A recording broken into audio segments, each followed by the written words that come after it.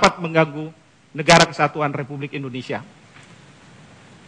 Negara juga kadang akan diminta untuk berkontribusi pada lembaga seperti Perserikatan Bangsa-Bangsa terkait dengan operasi-operasi militernya. Kira-kira itu salah satu unsur dari ketahanan nasional. Baik, Bapak dan sekalian, Bapak Ibu dan hadirin sekalian, dalam konteks itulah saat ini dalam debat calon presiden, pentingnya Bapak-Bapak sekalian menyampaikan visi dan misi dalam kaitan dengan politik internasional dan ketahanan nasional. Akan dibawa kemana negara kesatuan Republik Indonesia? Untuk itu, saya akan persilakan terlebih dahulu kepada Bapak Prabowo Subianto selama 4 menit untuk menyampaikan visi misinya. Saya persilakan. Terima kasih saudara moderator. Kalau kita bicara politik luar negeri dan kita bicara tentang ketahanan nasional, mau tidak mau kita bicara tentang tujuan kita bernegara. Tujuan kita bernegara adalah tentunya mencari keamanan bersama. Tetapi kemudian yang lebih penting adalah kita mencari kemakmuran bersama. Nah, karena itu politik luar negeri mau tidak mau adalah cermin dari kondisi dalam negeri. Politik luar negeri tidak akan berarti kalau kekuatan dalam negeri kita lemah. Karena itu saya terus-menerus selalu bicara tentang bagaimana Indonesia mengamankan kekuatan nasionalnya dan mengamankan kekayaan nasionalnya. Ini yang menjadi fundamental. Kita tentunya berada dalam letak geografis yang sangat unik dan strategis. Kita berada di antara 2 benua dan 2 samudra besar. Lintasan perdagangan yang sangat besar meliwati jalur-jalur laut kita. Banyak negara tergantung terhadap kondisi yang aman di Nusantara ini. Tetapi kita juga tidak boleh tidak memperhatikan kondisi kita yang sebenarnya. Saudara-saudara sekalian, terlalu banyak kekayaan nasional kita yang diambil mengalir ke luar negeri. Terlalu banyak. Mungkin ini tidak menyenangkan bagi banyak orang kalau saya bicara terus mengenai hal ini. Tetapi menurut saya, ini adalah kunci daripada suatu politik luar negeri yang kuat. Kalau kita mengamankan kekayaan kita, kalau ekonomi kita kuat, kalau rakyat kita cukup makan, cukup papan, dan cukup sandang, kalau rakyat kita sejahtera, ketahanan kita akan kuat. Jadi saudara-saudara sekalian, ketahanan nasional, keamanan nasional, keselamatan nasional kita terletak kepada kesejahteraan dan kemakmuran rakyat. Tidak mungkin kita jadi negara yang merdeka, tidak mungkin kita jadi negara yang terhormat kalau rakyat kita miskin. Jadi ini menjadi dasar daripada politik luar negeri saya. Saya harus membenahi kondisi dalam negeri Republik Indonesia. Saya bersama Hatta Rajasa harus membereskan masalah-masalah di dalam negeri. Ekonomi kita harus kuat, kekayaan nasional kita harus kita amankan, baru kita memperkuat semua sendi-sendi kekuatan nasional, dan dengan demikian kita akan disegani oleh semua negara. Intinya adalah kita tidak ingin punya musuh. 1000 kawan terlalu sedikit, 1 musuh terlalu banyak. Kita ingin damai dengan semua orang, tapi kita cinta kemerdekaan kita. Tidak sejengkal tanah pun akan kita lepas kita akan pertahankan Republik Indonesia sampai titik darah penghabisan. Terima kasih.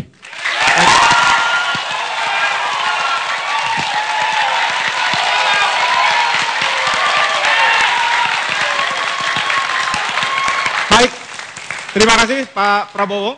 Selanjutnya saya akan persilahkan kepada Pak Joko Widodo selama 4 menit juga untuk menyampaikan visi misinya. Saya persilahkan. Assalamualaikum warahmatullahi wabarakatuh. Selamat malam, salam sejahtera bagi kita semuanya. Om Swastiastu. Yang saya hormati Bapak Prabowo Subianto, Ibu dan Bapak sekalian, saudara-saudaraku sebangsa dan setanah air. Prinsip dasar politik luar negeri kita adalah bebas aktif untuk ketahanan nasional kita. Untuk mencapai itu ada 4 prioritas yang harus kita kedepankan. Yang pertama adalah perlindungan warga negara Indonesia. Ini menyangkut TKI. Dan malam hari ini saya ingin mengucapkan duka cita yang dalam-dalamnya atas kecelakaan kapal TKI kita di perairan Malaysia. Semoga semuanya selamat.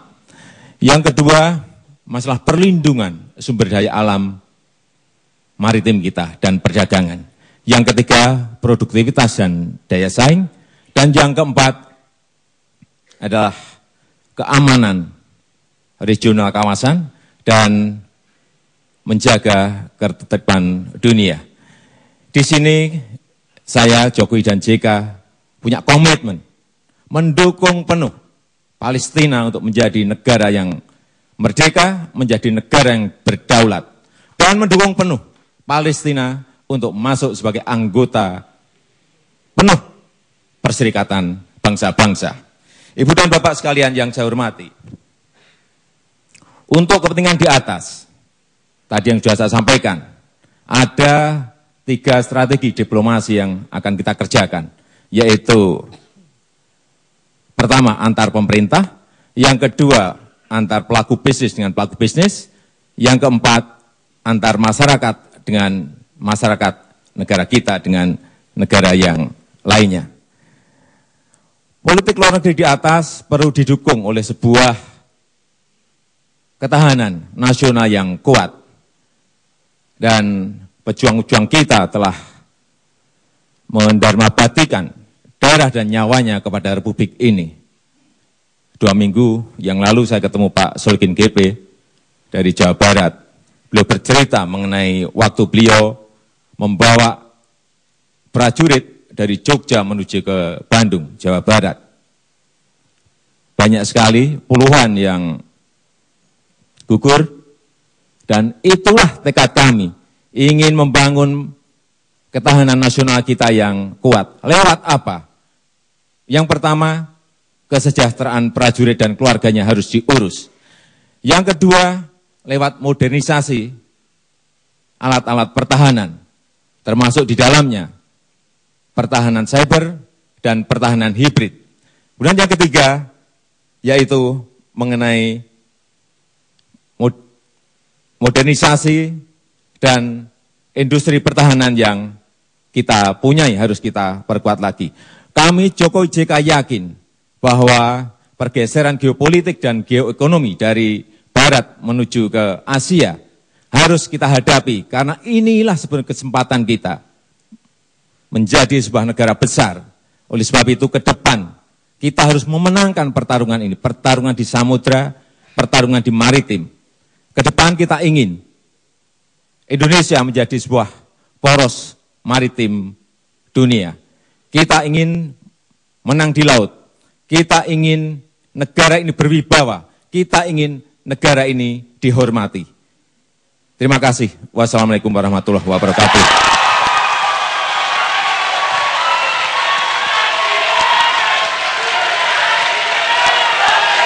Baik, terima kasih Pak Joko Widodo. Para pemirsa sekalian, kita harus jeda dan kita akan memasuki segmen berikutnya, yaitu segmen penajaman visi misi. Oleh karena itu, kita tunggu setelah pesan-pesan berikut ini. Untuk pemilu presiden dan wakil presiden, KPU telah melakukan pemutakhiran data pemilih dan menetapkan daftar pemilih tetap atau DPT. Belum terdaftar juga? Segera ke PPS di desa atau kelurahan sesuai domisili kartu identitas Anda. Di sana Anda akan didata dalam daftar pemilih khusus atau DPK. Jangan lupa, coblos pemimpin baru untuk harapan baru.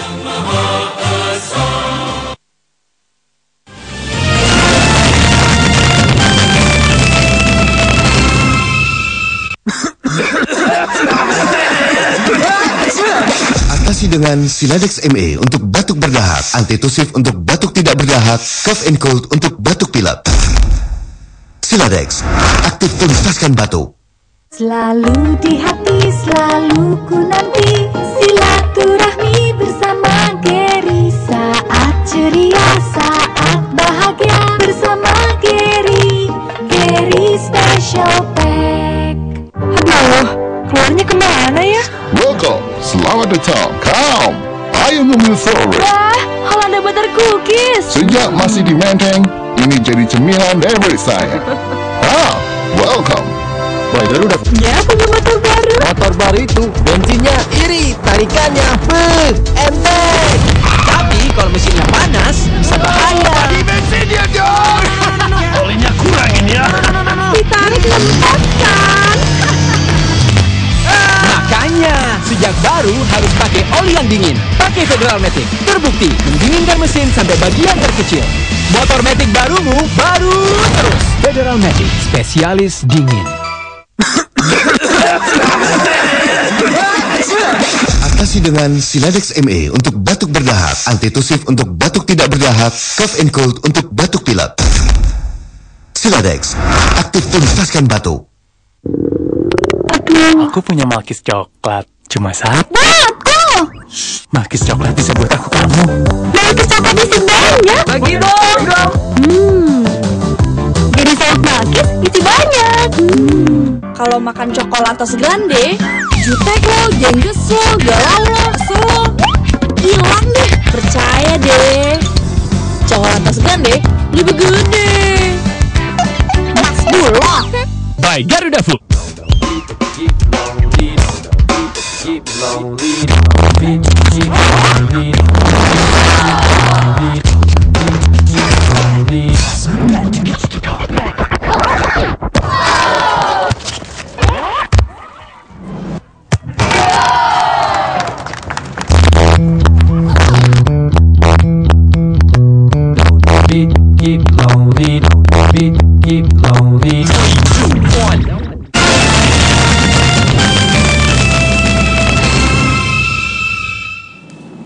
Iya, pemirsa masih bersama kami di Indonesia Menentukan, edisi debat Capres putaran ketiga. Tadi sudah sama-sama kita saksikan seperti apa ya pemaparan visi dan juga misi dari masing-masing capres mengenai politik internasional dan juga ketahanan Indonesia. Nah, Bang Fahri, tadi juga Prabowo sudah mengutarakan seperti apa visi misinya, tetapi kurang lebih bagaimana Bang melihatnya? Apakah ini inline dengan pertanyaan sang moderator begitu? Oh iya. Karena itu yang saya bilang di sesi awal tadi bahwa Prabowo itu kita sebetulnya politik kita itu kita mau agak inward looking.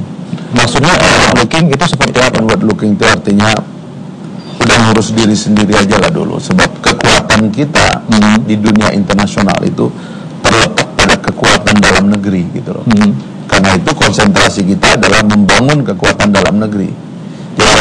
Jadi jangan jadi negara ngurus dalam aja nggak beres, tapi mau moderator ini, moderator itu, mau ini, mau itu, dalam negerinya berantakan gitu loh, nggak ngurus gitu loh. Akhirnya apa?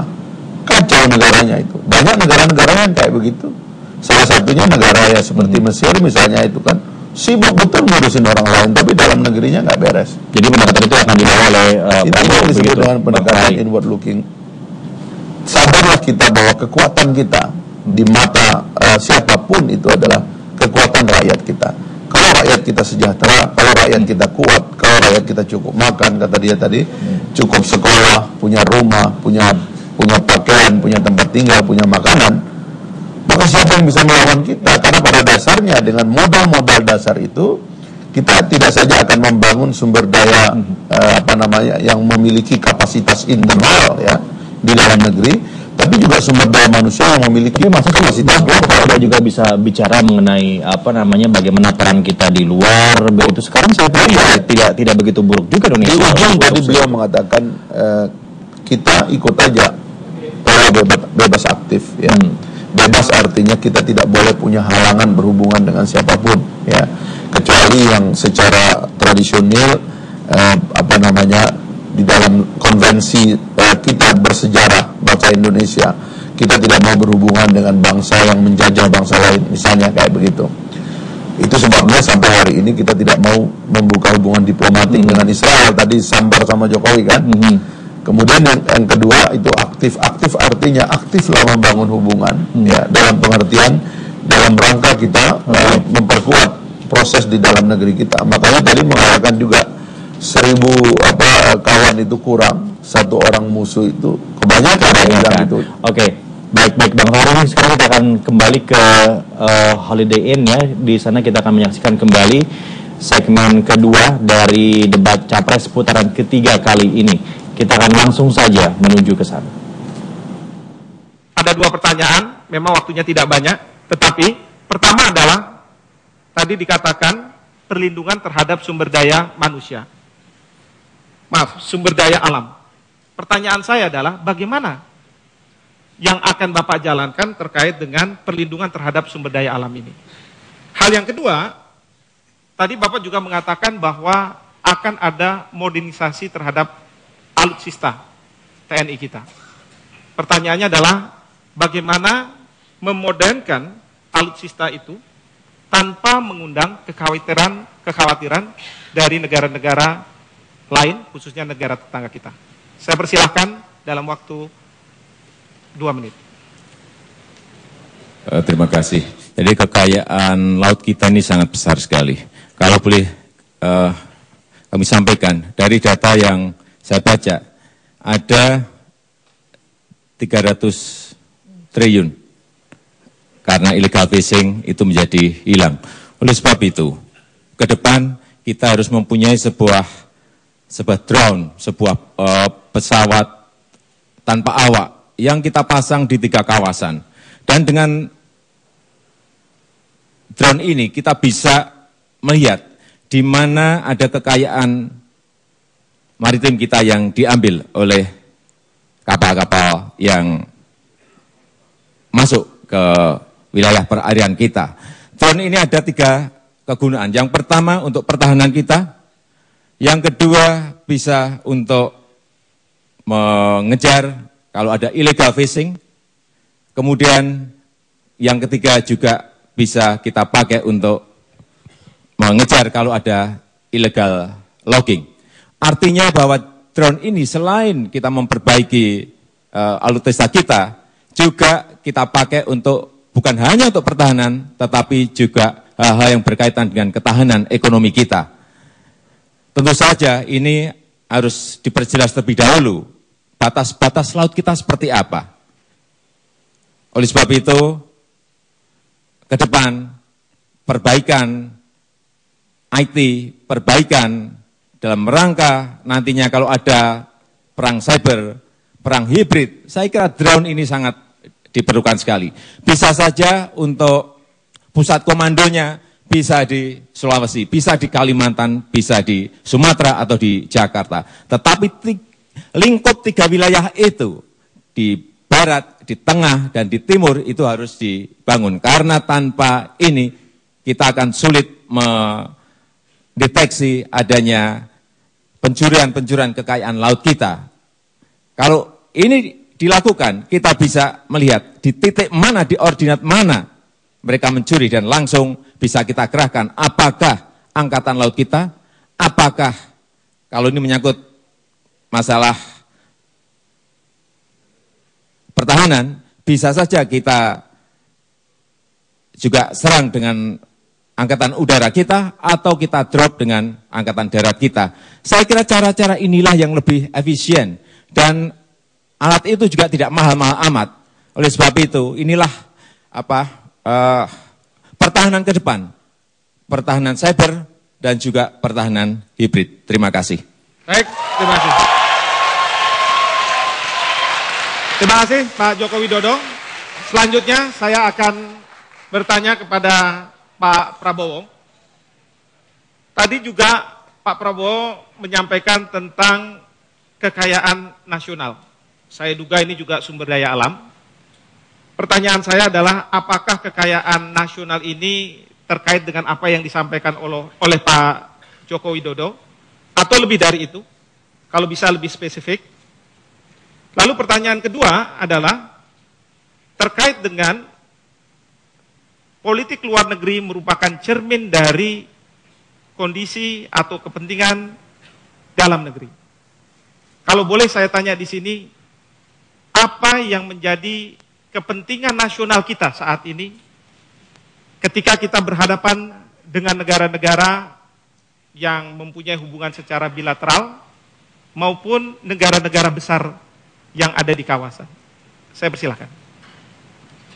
Baik, terima kasih Saudara Moderator. Jadi yang saya maksud dengan kekayaan nasional adalah seluruh kekayaan yang menjadi milik bangsa Indonesia. Kekayaan tambang, kekayaan di laut dan di darat, kekayaan di atas permukaan bumi dan di dalam permukaan bumi dan di dalam perairan. Jadi bumi, air, dan semua kekayaan alam yang terkandung di dalamnya. Itu yang saya maksud dengan kekayaan nasional kita. Ya. Kekayaan nasional kita ini yang harus kita amankan, dan ini yang terlalu banyak bocor. Bagaimana bocor? Ya. Bocor, ya bocor. Bocor artinya mengalir dari luar negeri, dari Indonesia ke luar negeri. Ya. Jadi kalau sebagai contoh, boksit bahan untuk aluminium, kita jual gelondongan sebagai bahan baku. Kemudian kita import aluminiumnya. Itu namanya bocor. Mengalir kekayaan nasional, mengalir keluar, tidak tinggal di Indonesia. Itu yang saya maksud. Kemudian cermin dari politik luar negeri, cermin dari kondisi dalam negeri.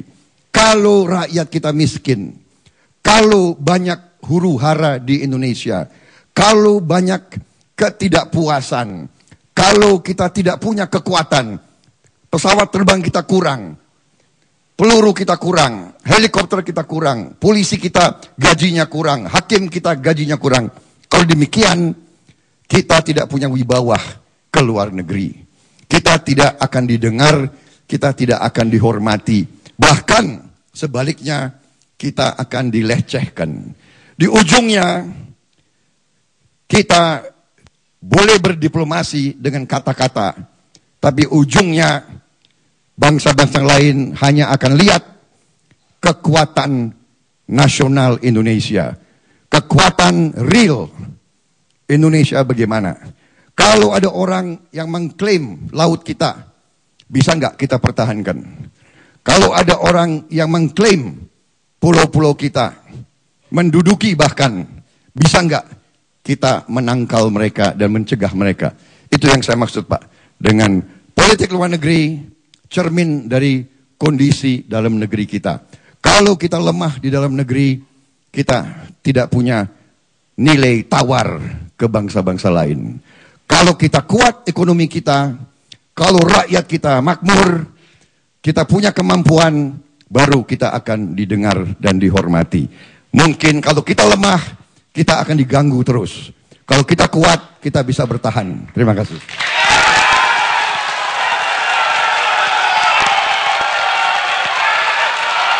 Baik, terima kasih Pak Prabowo. Para pemirsa dan hadirin sekalian, kita sudah lalui segmen kedua, penajaman visi misi. Selanjutnya kita akan memasuki segmen ketiga, namun setelah pesan-pesan berikut ini.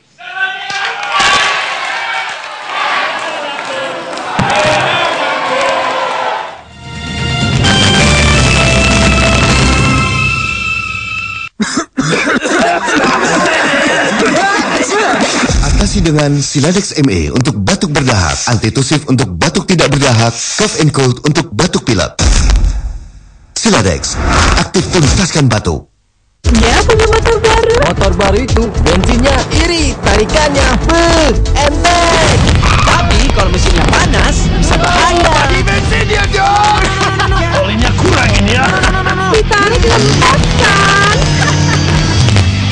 Makanya sejak baru harus pakai oli yang dingin. Pakai Federal Matic, terbukti mendinginkan mesin sampai bagian terkecil. Motor Matic barumu baru terus. Federal Matic, spesialis dingin. Selalu di hati, selalu ku nanti silaturahmi bersama Geri. Saat ceria, saat bahagia bersama Geri. Geri Special Pack. Aduh, keluarnya kemana ya? Welcome, selamat datang. Come, ayo ngambil sore. Wah, Holanda Butter Cookies. Sejak masih di Menteng, ini jadi cemilan favorit saya. Welcome. Wah, itu udah. Ini tentang dunia selebriti yang inspiratif. Mulai suka bersosialisasi sama orang, akhirnya ya udah aku putusin ada kesempatan, kenapa nggak dicoba aja. Dunia itu kantor ujian untuk kita semua manusia. Tidak lepas dari siapa dia, jabatan apa dia, pasti ada ujian. Tunggu selalu di Senin sampai Jumat, Extra Seleb hanya di Raja Wali Televisi. Acara ini didukung oleh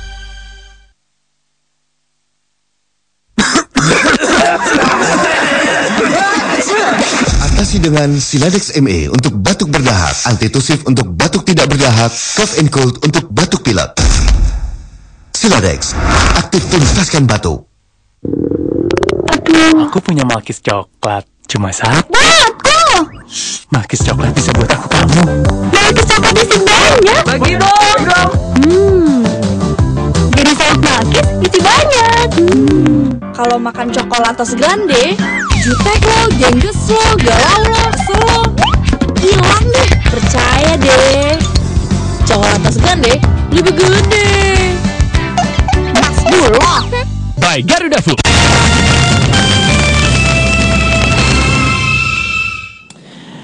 Pemirsa, masih bersama kami di Indonesia Menentukan edisi debat capres putaran ketiga. Bang Fahri tadi segmen kedua sudah berlalu ya. Ini juga saya pikir kok masih jawabannya berputar di tentang apa namanya bagaimana kebocoran dan lain sebagainya. Sedang pertanyaan moderator lebih kepada bagaimana hubungan bilateral antara Indonesia dengan negara-negara perbatasan dan juga dengan negara-negara besar begitu. Itunya tidak terjawab, Bang Fahri. Saya kira ya itu yang orang mungkin selama ini salah paham dengan Prabowo. Maksudnya bagaimana salah paham? Karena banyak blackmail kepada dia, termasuk kepada diplomat-diplomat asing yang mengatakan bahwa seolah-olah nanti Prabowo ini kalau jadi presiden dia akan agresif, dia akan serang kiri kanan gitu, dia akan serbu Malaysia, serbu Singapura, dia akan nantang Amerika dan sebagainya. Itu provokasinya ya. Di market saya tahu ini karena saya juga punya banyak teman di market. Ini provokasi ini dilakukan untuk membuat takut market gitu. Bahwa kalau Prabowo ini menang, wah ini keadaan tidak akan stabil. Tidak, Prabowo itu inward looking. Sudah, nggak usah ngomong politik luar negeri, nggak usah ngomong macam-macam. Kalau masalah dalam negeri Anda nggak beres. Karena itu fokus saya, kata Prabowo, saya urusin negara saya biar menjadi makmur, rakyat makan cukup, rakyat sejahtera, rakyat sekolah dengan baik, kapasitas dan kualitas sumber daya manusia kita itu meningkat. Jadi sendirinya tidak begitu penting begitu Bang atau bukan tidak penting, kita ikut dalam politik luar negeri sebagai peserta dan menjadi teman baik dari siapapun yang menjadi teman baik kita gitu, dan kita tidak mengganggu. Nama konsepnya apa tuh kalau begitu? Politik luar negeri bebas aktif. Itu adalah warisan dari sejarah kita. Itu masih cukup inherent tidak sih? Saya kira kata-kata bebas dan aktif itu kita bisa terjemahkan secara ekstrim sebagai sesuatu yang tidak punya sikap. Ya. Sama dengan waktu Bung Hatta mengatakan pasal 33 itu adalah mendayung di antara karang sosialisme dan karang kapitalisme. Itu seperti cari aman gitu. Tapi buktinya pada hari ini fleksibilitas seperti itu diperlukan supaya negara kemudian memiliki sikap untuk mengambil langkah-langkah ketika dia berhadapan dengan yang besar, biarlah kapitalisme bekerja di situ karena mereka mampu, tapi bagi rakyat yang kecil ini harus ada sosialisme. Sikapnya tidak bersikap dulu begitu Bang atau bagaimana? Bukan tidak bersikap tadi, berhubungan dengan semua orang dalam rangka kepentingan dalam negeri, dalam rangka kepentingan nasional gitu. Jadi nggak usah neko-neko ingin galang ini galang itu ya, yang menyebabkan cederanya situasi dalam negeri. Di satu sisi tadi Jokowi sempat bicaranya begitu teknis ya tentang adanya pesawat drone dan lain sebagainya begitu Bang, melihat bahwa perlu ada technical activities untuk menjaga ketahanan ini begitu. Anda dalam perspektif Jokowi tadi itu negara seperti hilang, struktur seperti hilang begitu, dan dia lupa dia menjadi terlalu teknikal gitu. Karena dia akan punya Panglima TNI, dia akan punya Menteri Kelautan, dia akan punya Menteri Dalam Negeri yang mengurusi perbatasan. Nanti kemungkinan akan muncul kabinet, nama-nama kabinet baru, misalnya adanya undang-undang desa, itu akan menyebabkan bisa munculnya satu lembaga baru, ya misalnya Menteri PDT yang sekarang itu kita jadikan Menteri Pembangunan Desa, karena kita punya legacy di Undang-Undang 6 2014 gitu. Jadi itu semua negara yang bekerja, bukan Anda sendiri lalu pergi ke pasar beli drone seolah-olah mau dia pakai remote, dia mainkan sendiri, amankan sana, amankan sini. Itu cara berpikirnya. Kalau begitu bagaimana menjawab? Oke Bang. Skalanya. Ya, ini tentang skala ya. Ini persoalan skala. Kita akan coba lagi bicarakan, Bang Fahri. Sekarang kita akan kembali ke tempat atau lokasi perdebatan ya. Sepertinya sudah akan kembali dimulai pemirsa. Kita akan ikuti debat capres putaran ketiga. Masuki segmen ketiga sekarang. Segmen ini saya akan bertanya dengan pertanyaan sama kepada kedua calon presiden. Saya akan membacakan supaya pertanyaannya betul-betul sama. Indonesia merupakan sebuah negara yang kerap kepentingannya berbenturan dengan negara lain. Dari perspektif politik internasional dan ketahanan nasional. Bagaimana Bapak menangani berbagai dinamika yang ada, seperti masalah penetapan batas, masalah klaim tumbang tindih dengan negara tetangga, bahkan penanganan para pencari suaka, tanpa merusak hubungan baik antar negara. Dalam kaitan tersebut, apakah akan ada ruang untuk digunakannya diplomasi militer? Baik, saya akan beri kesempatan kepada Pak Prabowo untuk pertama menjawab pertanyaan ini. Saya persilakan. Terima kasih, Saudara Moderator. Memang tugas utama sebuah pemerintahan adalah untuk melindungi segenap tumpah darah. Dan karena itu tugas pemerintah haruslah menjaga kepentingan nasional bangsa kita. Apabila kepentingan nasional bangsa kita terusik atau berbenturan dengan negara lain, tentunya kita harus mempertahankan kepentingan nasional kita. Nah, disinilah selalu kita kembali kepada kekuatan nasional. Jadi, kita selalu harus berdialog. Saya selalu tadi prinsip yang saya sampaikan, 1000 kawan terlalu sedikit, 1 lawan terlalu banyak. Kita butuh persahabatan dengan semua lingkungan kita. Kita tidak punya masalah prinsip. Kita menghormati semua negara. Tetapi ada kepentingan inti yang tidak bisa kita tawar-menawar, yaitu keutuhan wilayah negara kesatuan Republik Indonesia. Tidak satu jengkal pun akan kita lepas atau kita biarkan lepas. Tidak satu jengkal pun. Tidak 1 meter pun atau senti pun laut kita akan kita serahkan kemanapun. Tapi ini semua merupakan kepentingan inti kita, core national interest, hak kita untuk membelanya, hak kita untuk mempertahankannya, tetapi ujung-ujungnya adalah kekuatan nasional kita. Kita boleh teriak-teriak, tapi di ujungnya bisa enggak kita pertahankan core national interest kita. Inti daripada kepentingan nasional kita. Jadi, saya akan mengutamakan diplomasi, persahabatan. Saya ingin mengedepankan the good neighbor policy, politik tetangga yang baik. Kita akan selalu santun, sesuai dengan kepribadian bangsa Indonesia.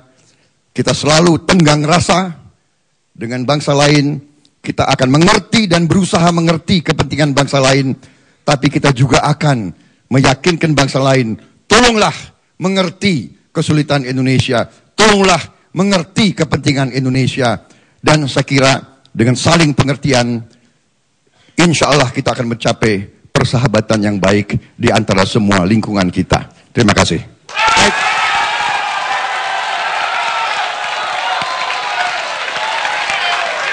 Baik, terima kasih Pak Prabowo. Pertanyaan yang sama, saya akan tujukan juga kepada Pak Joko Widodo. Saya ulang saja Pak, supaya tidak lupa. Indonesia merupakan sebuah negara yang kerap kepentingannya berbenturan dengan negara lain. Dari perspektif politik internasional dan ketahanan nasional, bagaimana Bapak akan menangani berbagai dinamika yang ada, seperti masalah penetapan batas, klaim tumpang tindih, bahkan penanganan para pencari suaka, tanpa merusak hubungan baik antar negara. Dalam kaitan tersebut, apakah akan ada ruang untuk digunakannya diplomasi militer? Saya persilahkan. Tadi sudah saya sampaikan bahwa ada 3 strategi diplomasi yang akan kita gunakan, yaitu G2G, B2B, dan P2P. Oleh sebab itu, kalau ada sebuah benturan, ada dinamika dengan negara yang lain, masalah tapal batas, tentu saja yang kita utamakan, yang kita kedepankan terlebih dahulu adalah diplomasi pemerintah dengan pemerintah. Dengan cara-cara seperti itulah saya kira nanti tapal batas kita, baik yang di darat maupun yang di laut, akan bisa kita selesaikan. Tetapi kalau yang dimasalahkan ini tidak selesai, tentu saja masih bisa kita carikan jalan keluar lagi tanpa melalui perang. Selalu saya sampaikan bahwa diplomasi dialog, diplomasi pemerintah dengan pemerintah inilah yang akan terus kita lakukan. Kalau mentok-mentoknya, ya dibawa ke Mahkamah Internasional untuk diputuskan. Tetapi bahwa diplomasi ini harus dikerjakan terlebih dahulu seintensif mungkin, sebisa-bisanya, sehingga apa yang menjadi kepentingan nasional, apa yang menjadi kepentingan rakyat, apa yang menjadi kepentingan untuk ketahanan nasional kita tidak terganggu karena benturan, karena masalah dinamika kita dengan negara yang lain.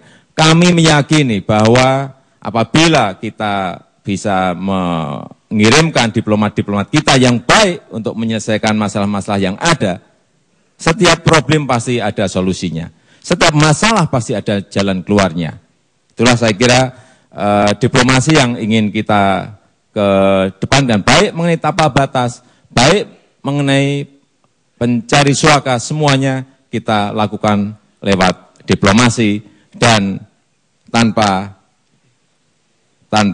berpikiran bahwa kita ingin mengedepankan lewat senjata atau lewat perang. Saya kira itu yang bisa saya sampaikan. Terima kasih. Baik.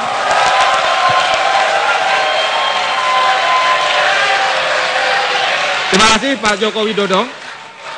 Saya akan bertanya, pertanyaan kedua yang saya tujukan terlebih dahulu kepada Pak Joko Widodo. Ada 2 subpertanyaan. Bagaimana upaya Bapak dalam memberikan perlindungan warga negara di luar negeri, terutama para pekerja perempuan? Yang kedua, bagaimana Bapak membuat kebijakan-kebijakan untuk mengambil peran penting yang menjadikan Indonesia disegani oleh banyak negara, termasuk di luar kawasan. Lebih khusus, Indonesia menjadi pemimpin di ASEAN. Saya persilahkan. Terima kasih. Untuk masalah TKI, persoalan yang harus kita selesaikan adalah yang pertama masalah sebelum penempatan. Ini harus rampung dulu, harus dirampungkan dulu. Baik mengenai seleksi, baik mengenai pelatihan bagi TKI itu harus betul-betul detail dilihat dan diawasi. Jangan sampai yang kita kirim ke sana adalah yang belum melalui seleksi dan belum melalui sebuah pelatihan-pelatihan. Kemudian kalau sudah dikirim, data di kedutaan besar kita harus komplit. Artinya apa? Kedutaan besar kita, KBRI kita bisa memberikan perlindungan kepada warga yang ada di negara itu. Dan tentu saja itu harus dikontrol, harus ada manajemen pengawasan, harus ada cek setiap bulannya. Apakah kondisi mereka dalam kondisi yang baik? Apakah kondisi mereka tidak pada kondisi yang disiksa atau dianiaya? Ini tugas KBRI, terutama di negara-negara yang TKI-nya banyak. Kemudian yang ketiga juga, kita tidak usah mengirim kepada negara yang tidak mempunyai undang-undang perlindungan yang jelas terhadap TKI. Lebih baik kita moratorium saja. Kita harus tegas hal seperti ini. Karena ini menyangkut nyawa, menyangkut warga negara kita yang ada di negara yang lain, dan menyangkut harkat martabat kita. Kemudian yang kedua, mengenai peran penting kita. Saya kira kita pernah jaya saat kita mengadakan konferensi Asia Afrika. Ini bisa kita ulang, tadi di depan sudah kami sampaikan, apabila kita bisa membangun sebuah poros maritim dunia yang baik. Sehingga peran kita di situ jelas. Negara yang lain akan mau tidak mau berkepentingan terhadap kita. Mau tidak mau akan mendekati kita. Karena mereka mempunyai kepentingan untuk masuk ke dalam perairan kita. Peran-peran seperti itulah yang menjadi kunci negara kita berwibawa, negara kita dihormati, dan peran-peran seperti itulah yang akan dilihat oleh negara yang lain, bahwa kita memang negara yang wajib dihormati mereka, bahwa kita adalah negara yang wajib disegani oleh mereka. Kuncinya ada di situ. Terima kasih. Baik.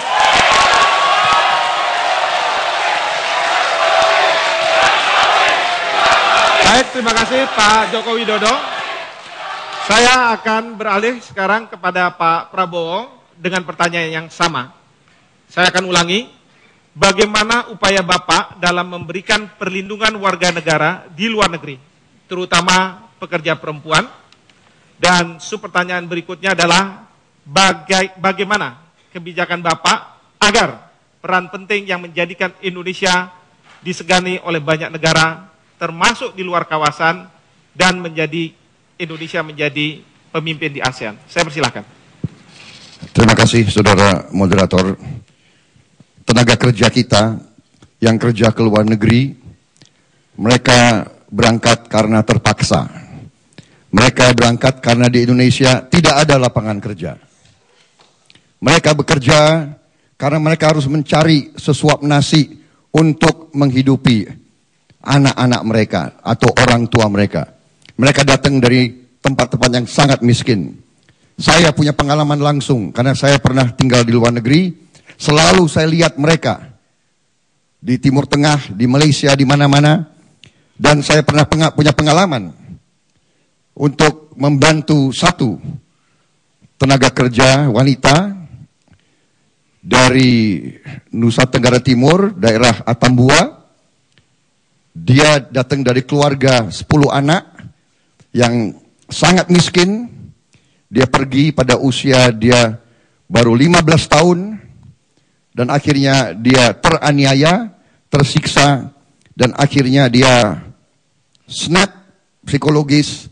Dia membunuh majikannya dan akhirnya kita harus membantu dan menyelamatkan nyawanya. Jadi intinya adalah karena kemiskinan yang mendalam di daerah-daerah yang tertinggal. Karena itu, saya dalam hari ini sependapat dengan Pak Jokowi. Iya, kalau beliau punya pendapat yang bagus, saya hormati dan saya katakan itu memang bagus. Kita harus menseleksi dan kita harus mendidik dan kita harus menyiapkan dan kita harus mensertifikasi. Karena masalahnya adalah banyak tenaga kerja yang diselundupkan. Jadi ini adalah illegal human traffic. Ini bukan tenaga kerja yang disiapkan. Kewajiban pemerintah kita harus siapkan tenaga-tenaga kerja dengan pendidikan yang baik. Supaya pekerjaan mereka di luar pun penghasilannya baik. Tidak hanya jadi tukang sapu. Tidak hanya jadi pembantu rumah tangga. Ini membutuhkan uang. Uang hanya ada kalau ekonomi baik. Ini menyangkut jawaban pertanyaan kedua. Peran penting Indonesia. Indonesia hanya akan disegani bukan karena konferensi yang banyak. Indonesia akan disegani kalau rakyatnya sejahtera, rakyatnya makmur, rakyatnya bisa makan, bisa bekerja, bisa ke sekolah, bisa dapat rumah sakit dan pelayanan kesehatan yang baik. Terima kasih. Baik.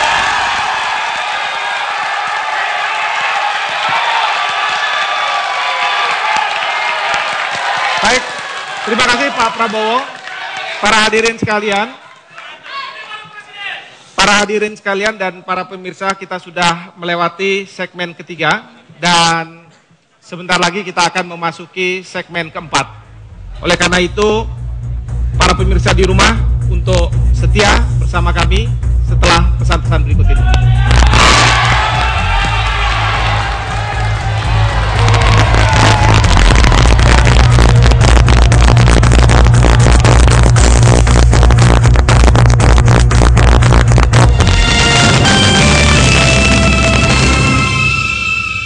Aduh Be, rasanya Be, begini Be.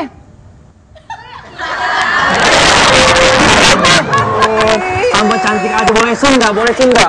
Kita kan pacar. Abang mana Bang Ben? Anak muda jangan sekate-kate, berani-beraninya ngelamar anak perawan. Wah panas. Udah nikah belum? Saksikan On The Show di Raja Wali Televisi. Atasi dengan Siladex ME untuk batuk berdahak, antitusif untuk batuk tidak berdahak, cough and cold untuk batuk pilek. Siladex, aktif tuntaskan batuk. Selalu di hati, selalu ku nanti silaturahmi bersama Geri. Saat ceria, saat bahagia bersama Geri. Geri Special Pack. Aduh, keluarnya kemana ya? Welcome, selamat datang. Come, ayo ngambil sore. Wah, Holanda Butter Cookies. Sejak masih di Menteng, ini jadi cemilan favorit saya. Wow, welcome. Boy, Garuda.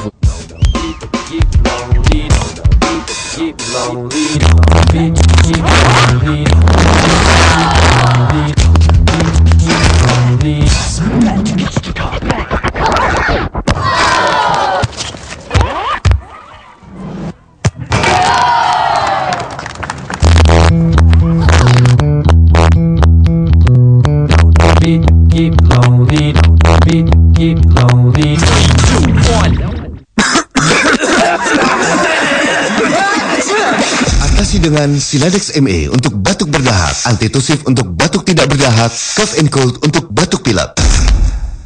Siladex, aktif tuntaskan batuk.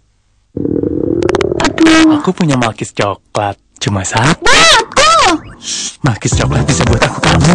Malkis coklat isi banyak. Bagi dong. Jadi sayap Malkis isi banyak. Kalau makan coklatos grande, jutek lo, jengges lo, galau lo, selo, hilang deh. Percaya deh. Coklatos grande lebih gede. Mas dulu. By by Garuda Food.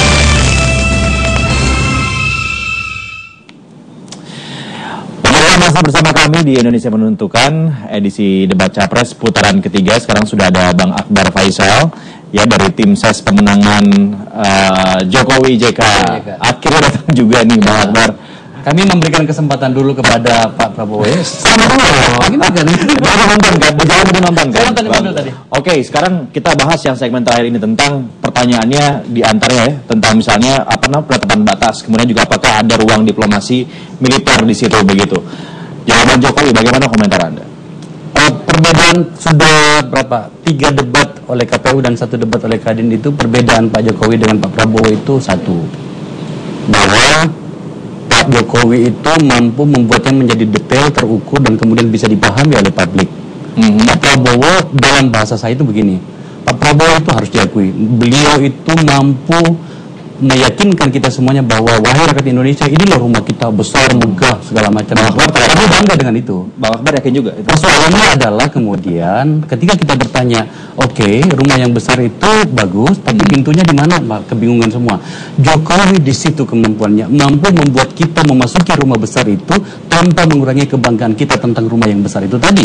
Nah, jawaban apa yang ditunjukkan oleh Pak Jokowi tadi itu detail, dia memperhitungkan waktu, dia menjawab tentang PKI. Ada 3 faktor utama, persoalan utama di situ, sebelum, setelah, dan pada saat PKI di sana. Kemudian juga tentang bagaimana kebanggaan kita di antara konfigurasi kekuatan politik dunia gitu ya. Ada satu yang menarik bagi saya adalah ketika 3 kali dia mengatakan diplomasi. Kata perang sedemikian rupa dihindarkan. Itu menunjukkan bahwa sebenarnya Pak Jokowi itu lebih dalam pendekatan baik, tapi itu harus sama luar ya. Sedikit nggak konsisten juga loh Bang Akbar. Ada drone segala sempat disebutkan begitu. Itu kan juga sebenarnya visinya sudah ada begitu. Saya tidak tahu apakah yang ditayangkan televisi di mobil saya dengan di sini berbeda, tetapi dia menjelaskan drone tadi itu tentang bahwa selain dipakai untuk perang juga untuk katakanlah pengamanan illegal fishing dan illegal logging kan segala macam kan. Itu bisa tentang bagaimana mengawasinya, tidak harus perang. Itu yang saya tangkap tadi di televisi di mobil saya. Jadi menurut saya sebenarnya gini lah, yang ingin dijelaskan Pak Jokowi itu adalah bagaimana kita beradab, bagaimana kita dihormati, bagaimana kita diperhitungkan dalam konstelasi kekuatan dunia, terutama pos maritim itu, tanpa harus menunjukkan sebuah sikap yang menjadi pilihan terakhir. Saya ingin mengatakan begini, semua tadi itu dia menggambarkan bahwa kalau masih bisa kita bicara, pendekatan kita bisa bicara, tetapi pada saat harus mengambil sikap itu jelas. Bang Farid, komentar Anda? Soal apa? Jawabannya Bang Akbar tadi. Bagus. Ikutin Prabowo ini kalau gini. Prabowo nunjukin rumah besar, Pak Jokowi nunjukin lemarinya. Emang dia kan pengusaha mebel. Pak Jokowinya. Jadi dia memang pinter tuh. Saya mengadani soal itu. Tapi Prabowo sempat nggak jawab juga Bang Fahri tentang bagaimana peran Indonesia di kawasan begitu supaya lebih berwibawa. Tadi sempat tidak terjawab di sana. Prabowo tuh menganggap itu agak teknis ya, karena dia lebih mau balik kepada concern kita tentang dalam negeri. Sebetulnya sekali lagi itu saya mengatakan dia mengirim sinyal kepada semua orang, kepada negara tetangga yang sudah diracuni oleh isu-isu bahwa Prabowo akan agresif kepada tetangga, gangguin orang. Itu omong kosong, karena kan banyak yang menganggap bahwa Prabowo ini nanti kayak Ahmadinejad, dia bilang kayak Chavez, kayak Maduro dan lain-lain, padahal tidak itu. Oke, Bang Fahri, Bang Akbar, kita akan kembali ke lokasi untuk mengikuti perdebatan di segmen berikutnya. Ini memang di Indonesia demokrasi sangat luar biasa. Kalau saja pemirsa mendengar apa yang terjadi di ruangan ini, kita akan bangga bahwa Indonesia memiliki demokrasi seperti ini. Dan di Indonesia juga para calon presiden bisa saling bertanya dan kemudian saling memberikan penjelasan. Baik, saya akan memulai dari Pak Joko Widodo untuk menyampaikan pertanyaan dalam waktu 1 menit kepada Pak Prabowo. Saya persilakan Pak Joko. Bapak Prabowo, Bapak sering mengatakan mengenai pentingnya perubahan dan soal perubahan. Pertanyaan saya, bagian yang mana dari kebijakan luar negeri pemerintah sekarang yang harus diubah. Terima kasih. Baik, terima kasih Saudara Joko Widodo. Saya sering bicara perubahan, tetapi kalau yang tidak perlu dirubah, ya tidak usah dirubah. Jadi kebetulan di bidang politik luar negeri, saya melihat bahwa politik luar negeri Indonesia sekarang di bawah pemerintah SBY sudah dalam jalur yang benar. 1000 kawan terlalu sedikit, 1 lawan terlalu banyak. Jadi kalau yang sudah baik, untuk apa dirubah? Jadi jangan salah arti, saya ingin mengusung perubahan pada bidang dan sektor di mana perlu ada perubahan. Kalau ada kekurangan kita perbaiki. Kalau sudah baik, untuk apa kita perbaiki? Kalau sudah baik kita pertahankan, kita teruskan. Jadi kebetulan harus diakui bahwa dalam hal politik luar negeri, ya pemerintah SBY saya kira cukup menonjol, cukup diakui. Ya, itu salah satu prestasi beliau. 10 tahun membawa stabilitas, perdamaian, ya, dan hal ini jangan dianggap remeh. Perdamaian jangan dianggap remeh. Kita lihat tiap malam di televisi, di Timur Tengah, di mana-mana negara lain penuh perang saudara dan kekacauan. Ya, kalau ada sekarang pemerintah yang punya politik yang benar, politik yang benar, saya yang pertama mengakui, saya tidak minta perubahan asal perubahan. Ya, itu mungkin salah pengertian Pak Joko Widodo. Saya ingin yang baik kita pertahankan. Kalau bisa kita tingkatkan. Jadi good neighbor policy, stabilitas dan perdamaian untuk Indonesia. Baik, terima kasih Pak Prabowo. Sekarang giliran Pak Prabowo untuk menyampaikan pertanyaan kepada Pak Joko Widodo. Saya persilakan Pak. Pak Joko Widodo, bagaimana pendapat Bapak tentang peran Indonesia dalam WTO, World Trade Organization, Organisasi Perdagangan Dunia? Apakah kita merasa manfaat atau menurut Bapak jalan ke depan bagaimana? Terima kasih. Terima kasih Pak Prabowo. Saya persilahkan Pak Joko Widodo, 2 menit dari sekarang. Terima kasih. Kita ikut di WTO memang ada plus minusnya. Dalam hal perdagangan, baik waktu kita masuk ke barang-barang kita masuk ke sebuah negara, ada tarif dan non-tarif, ada barrier juga di sana. Oleh sebab itu, kalau kita tidak ikut di dalam WTO, barang-barang kita juga akan sulit untuk masuk ke sebuah negara.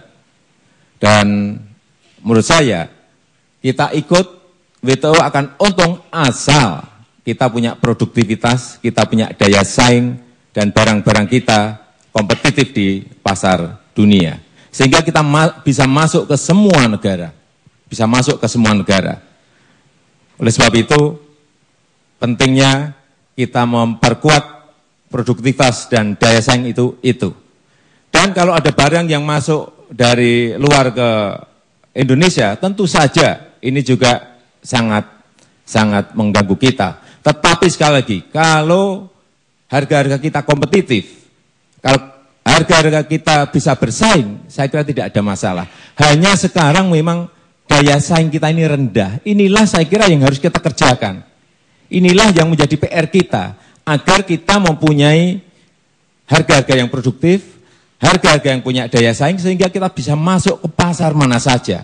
Tugas kita ke depan saya kira ini, agar barang-barang industri kita yang berorientasi ekspor itu bisa masuk ke semua pasar. Meskipun kita ngerti bahwa mau masuk ke sebuah pasar harus ada eco-labeling, ingin masuk ke sebuah pasar harus karantina, di sana terlebih dahulu pasti ada yang tarif maupun non tarif ada barier di sana.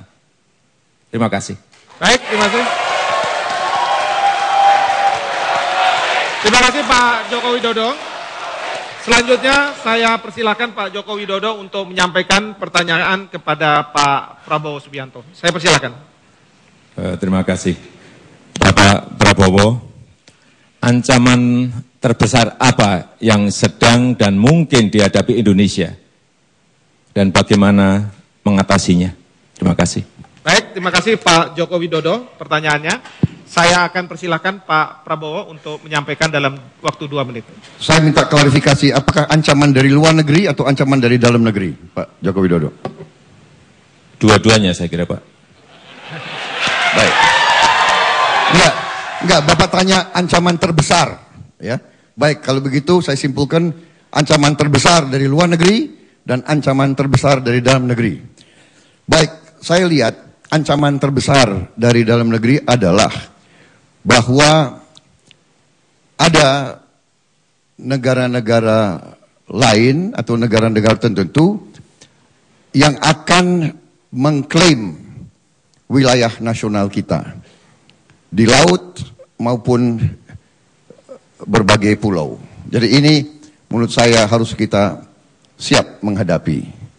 Kalau ancaman yang terbesar dari dalam negeri menurut saya adalah kemiskinan yang saya selalu dengung-dengungkan, terutama adalah kekuasaan bangsa Indonesia sendiri atas kekayaan alamnya.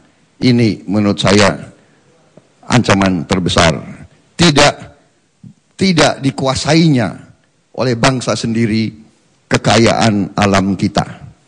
Kalau dengan demikian kita tidak punya tabungan kekayaan nasional untuk menghadapi kebutuhan mengurangi kemiskinan rakyat kita. Saya kira. Terima kasih. Baik. Terima kasih Pak Prabowo. Sudah cukup ya Pak ya. Baik, selanjutnya saya ingin beri kesempatan kepada Pak Prabowo untuk menyampaikan pertanyaan kepada Pak Joko Widodo. Saya persilakan Pak, 1 menit. Saudara Joko Widodo, tadi Bapak tanya ancaman terbesar, saya balik bertanya. Saya ingin bertanya kira-kira strategi Bapak ataupun kebijakan Bapak bagaimana seandainya ada wilayah nasional kita yang diduduki oleh bangsa lain atau diklaim dan selanjutnya diduduki. Terima kasih. Baik, terima kasih Pak Prabowo. Saya persilakan kepada Pak Joko Widodo 2 menit untuk menjawabnya. Saya kira jawaban saya sama bahwa diplomasi pemerintah dengan pemerintah akan kita kedepankan terlebih dahulu.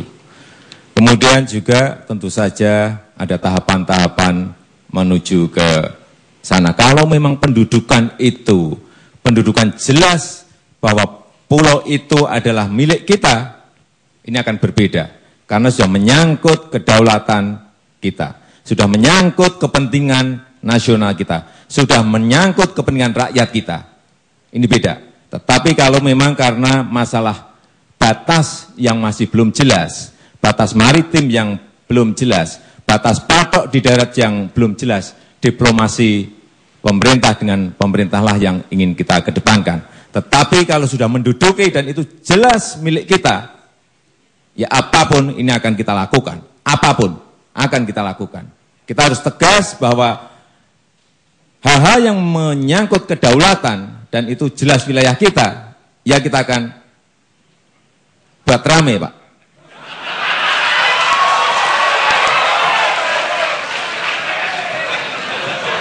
Enggak, karena jangan dipikir saya tidak bisa tegas. Karena tegas menurut saya adalah berani memutuskan dan berani mengambil risiko. Risiko itulah yang akan saya ambil sebagai pimpinan nasional. Kalau memang betul-betul mereka menduduki wilayah yang merupakan kedaulatan kita. Apapun akan saya pertaruhkan. Terima kasih. Terima kasih Pak Joko Widodo. Tadi ada kata-kata tegas, Pak Prabowo juga Kalau boleh tegas, boleh senyum ya Pak ya. Terima kasih, senyum penting Pak. Para pemirsa sekalian, kita sudah menyelesaikan segmen keempat dan kita harus tunggu ke segmen berikutnya, yaitu segmen kelima, di mana para calon presiden akan bertanya, kemudian yang lainnya akan memberikan jawaban, lalu ditanggapi oleh calon presiden berikutnya, dan kemudian ditanggapi lagi. Dan ini akan menurut saya semakin seru. Oleh karena itu, jangan kemana-mana, tunggu pesan berikut ini.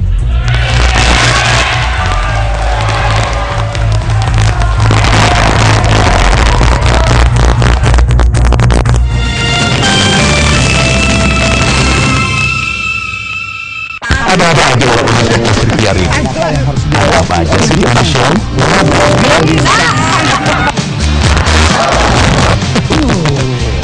Saksikan On The Show selanjutnya di Raja Wali Televisi.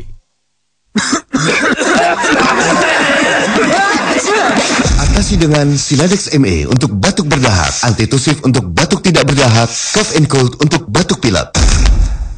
Siladex, aktif tuntaskan batuk. Selalu di hati, selalu ku nanti silaturahmi bersama Geri. Saat ceria, saat bahagia bersama Geri. Geri Special Pack. Aduh, keluarnya kemana ya? Welcome, selamat datang. Come, ayo ngambil sore. Wah, Holanda Butter Cookies. Sejak masih di Menteng, ini jadi cemilan favorit saya. Welcome. Boy, udah.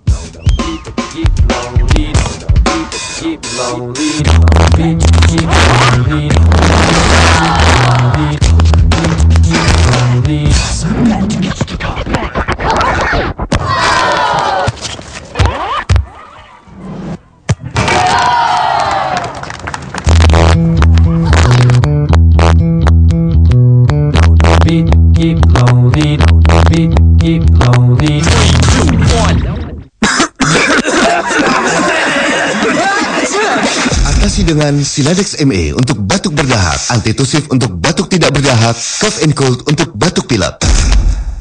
Siladex, aktif tuntaskan batuk. Aku punya Malkis coklat, cuma satu. Malkis coklat bisa buat aku kamu. Malkis coklat isi banyak. Bagi dong. Jadi sayap Malkis isi banyak. Kalau makan Coklatos Grande, jutek lo, jengges lo, galau lo, kesel lo, hilang deh, percaya deh.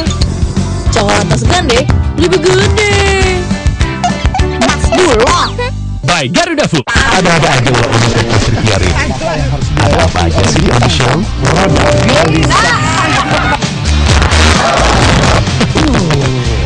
Saksikan On The Show selanjutnya di Raja Wali Televisi.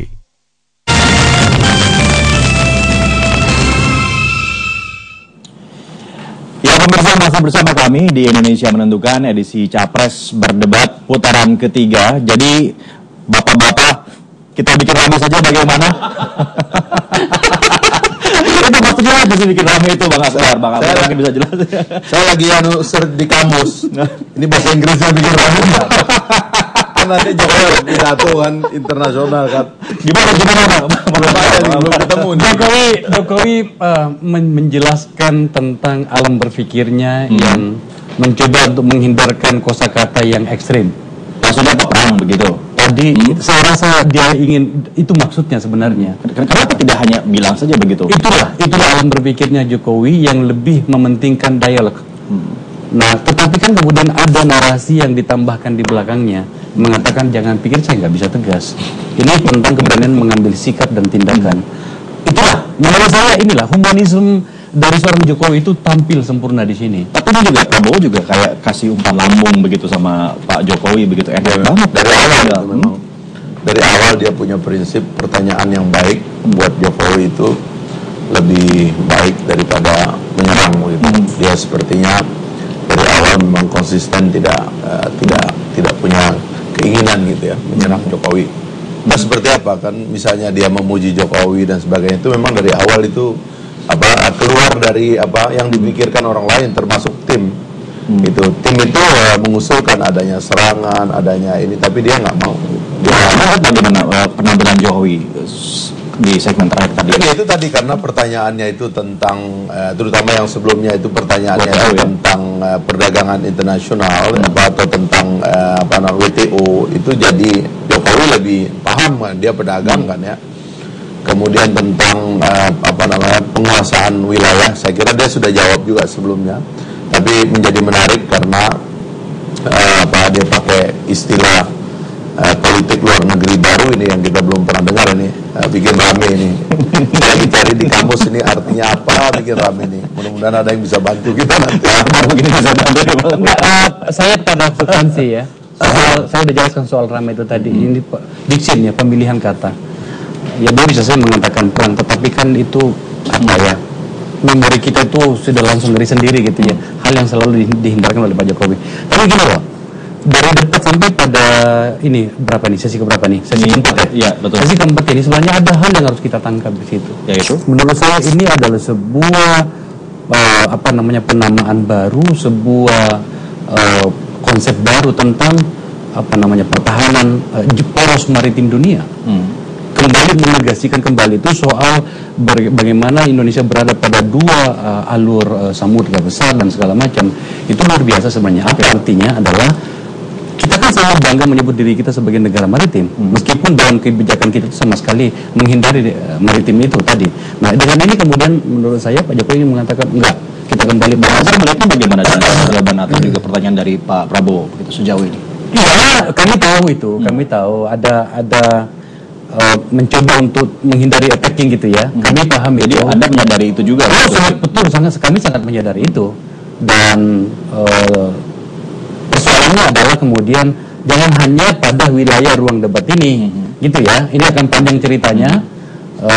Kalau kemudian kita bawa ke bawah gitu ya, misalnya rakyat gitu loh, segala macam. Maksud saya begini loh, jangan ditampilkan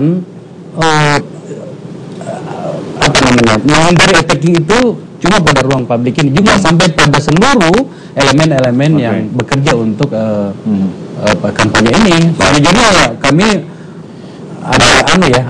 agak protes sebenarnya, tapi ya sudahlah, ini kan soal cara. Tapi setelah jelasin lagi, saya nggak tahu.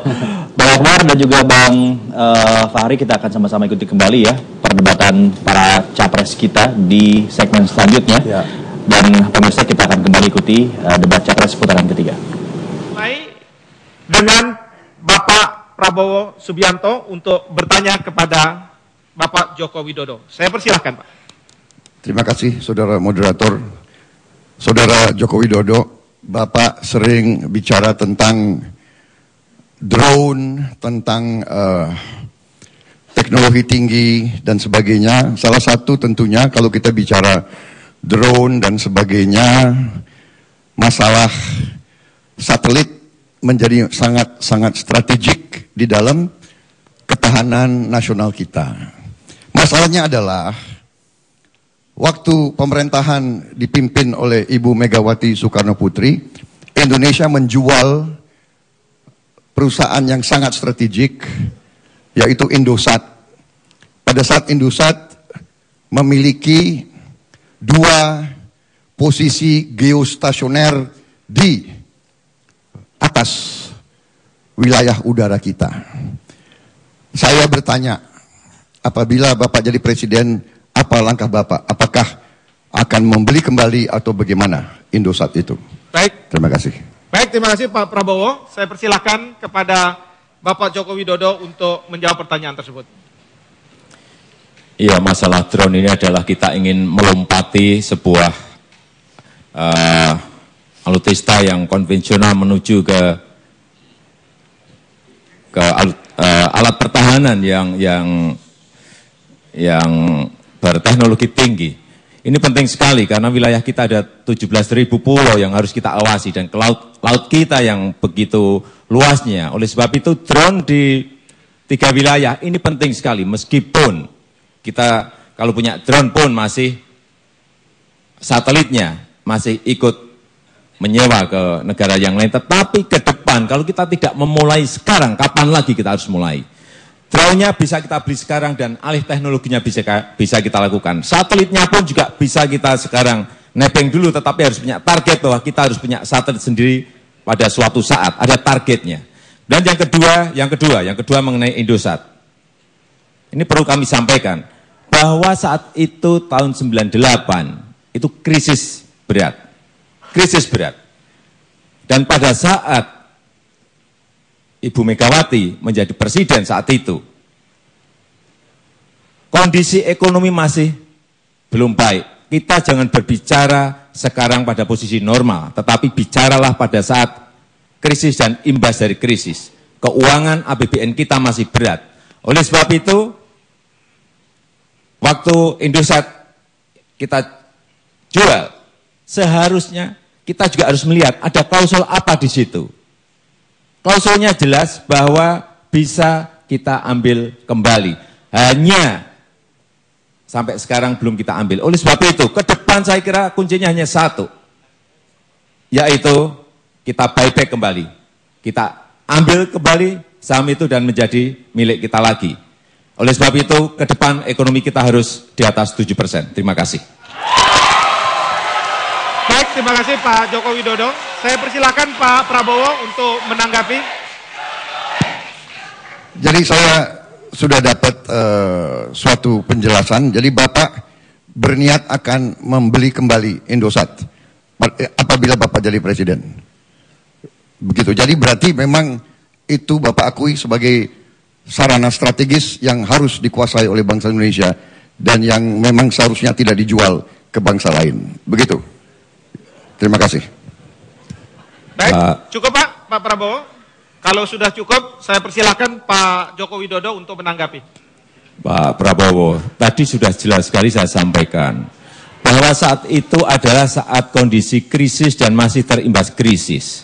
Bayangkan kalau kita kondisi krisis, kemudian kita membutuhkan uang, kita membutuhkan anggaran untuk menggerakkan ekonomi kita, dan yang kita punyai, yang bisa kita jual adalah barang itu, tentu saja itu akan dilakukan. Dengan catatan, tadi juga sudah saya sampaikan, bahwa itu masih bisa kita beli lagi. Saya kira dalam jual beli seperti itu, jual beli saham pun kita bisa jual dan kita bisa beli kembali. Tetapi untuk hal-hal yang sangat strategis ke depan, saya kira memang ini harus menjadi incaran kita pertama, bahwa Indosat harus kita beli kembali. Tentu saja dengan harga yang wajar. Jangan sampai kita membeli dengan harga yang tidak wajar. Dan peran itu harus dilakukan oleh pemerintah yang akan datang. Jangan menyalahkan pemerintah yang dulu, karena pemerintah yang dulu juga kondisionalnya berbeda. Kondisi krisis dengan kondisi normal itu jelas sangat berbeda. Kondisi pada saat normal dengan kondisi saat rupiah kita jatuh saat itu juga sangat berbeda. Kondisinya sangat berbeda. Sehingga tidak bisa dibandingkan saat 98, saat 2003, dan saat sekarang 2014. Kondisinya jelas sangat berbeda. Hanya kita tentu saja tidak usah melihat ke belakang. Kalau saya inginnya melihat ke depan. Ke depan itu harus diambil lagi dan kita pakai untuk tadi satelit, kita pakai untuk mengembangkan drone kita, dan ke depan kita ingin agar pertahanan kita, baik pertahanan cyber, pertahanan hibrid harus kita punyai. Terima kasih. Baik, terima kasih kepada Pak Joko Widodo. Selanjutnya saya akan persilakan Pak Joko Widodo untuk memulai pertanyaan kepada Pak Prabowo Subianto. Saya persilakan Pak, 1 menit. Terima kasih. Bapak Prabowo, kita ingin membangun industri pertahanan nasional kita. Untuk itu telah diproduksi Panzer Anoa. Ini gagasannya Pak JK dan terlaksana. Dan pada saat yang sama, pemerintah juga membeli tank Leopard. Tank Leopard ini berat, kurang lebih 60-an ton. Bagaimana pendapat Bapak mengenai hal ini? Terima kasih. Terima kasih Pak Joko Widodo. Pak Prabowo, saya persilakan. Baik, terima kasih. Jadi mengenai pemilihan alat peralatan pertahanan tentunya sudah melalui rangkaian pembahasan dan penelitian daripada pihak-pihak yang berwenang. Kementerian Pertahanan, Angkatan Darat, dan selanjutnya. Jadi kalau kita lihat, ada yang berpendapat bahwa main battle tank sejenis Leopard mungkin tidak cocok untuk wilayah Indonesia. Ternyata itu adalah pandangan yang keliru. Pandangan yang keliru. Main battle tank bisa dipakai di sebagian wilayah Nusantara. Pertama. Kedua, kita juga sangat aktif berperan dalam PBB. Kita sekarang punya pasukan di Lebanon, kita punya pasukan di Kongo, kita punya pasukan di Afrika Tengah. Kalau tidak salah pasukan perdamaian kita sekarang adalah 4.000 prajurit. Dan kadang-kadang ini tidak hanya peacekeeping, tapi juga peacemaking, peace enforcement. Dalam hal peacemaking, di mana ancaman threat daripada lawan sangat tinggi, saya kira main battle tank sejenis Leopard akan sangat-sangat berguna bagi pasukan TNI. Jadi saya merasa tidak ada masalah. ANWA kita butuh, tapi kita juga butuh main battle tank, dan kita butuh helikopter, dan kita butuh jet fighter generasi kelima, kita butuh kapal selam, kita butuh banyak sekali. Untuk itu ekonomi kita harus kuat, Pak Joko Widodo. Itulah perjuangan saya dan Pak Hatta Rajasa. Pak Joko Widodo, silakan menanggapi jawaban dari Pak Prabowo. Saya persilakan. Kalau menurut saya, yang pertama masalah Panzer ANWA. Ini harus dikembangkan terus oleh industri pertahanan kita. Tidak hanya Panzer ANWA saja, mungkin nanti ada Panzer Banteng dan lain-lainnya.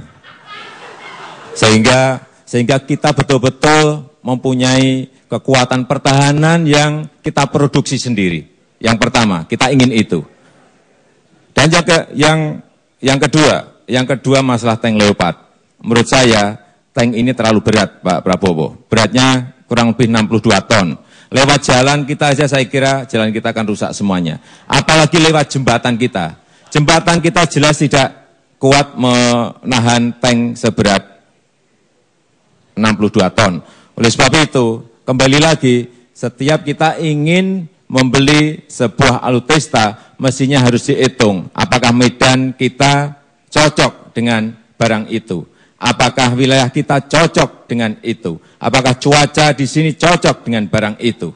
Dan kembali lagi, saya tetap ingin agar ke depan industri pertahanan kita dikembangkan dengan baik, ditingkatkan dengan baik, diberi anggaran yang baik, sehingga betul-betul kita mempunyai industri pertahanan yang baik, sehingga kita disegani oleh negara-negara yang lain dan tidak tergantung dengan peralatan pertahanan alutista dari luar.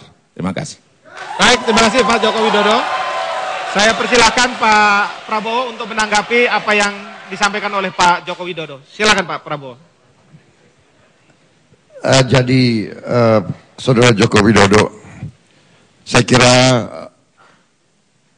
pandangan atau pendapat tentang alutsista yang cocok dan tidak cocok itu kita percayakan dan kita serahkan kepada para pakar yang sudah melakukan riset dalam sejarah perang terakhir, dalam perang Vietnam Utara menyerbu ke Vietnam Selatan pakai main battle tank, Pak Joko Widodo. Ya. Mereka pakai main battle tank buatan Rusia. Ya. Jadi ada anggapan bahwa tank sebesar 60 ton dan 70 ton tidak cocok di wilayah-wilayah Indonesia. Itu tidak sepenuhnya benar. Ya. Jadi saya sependapat, tapi saya sependapat dengan Bapak, kita harus memperkuat industri dalam negeri, ya. Itu, dan saya sangat mendukung setiap usaha untuk benar-benar membuat industri dalam negeri.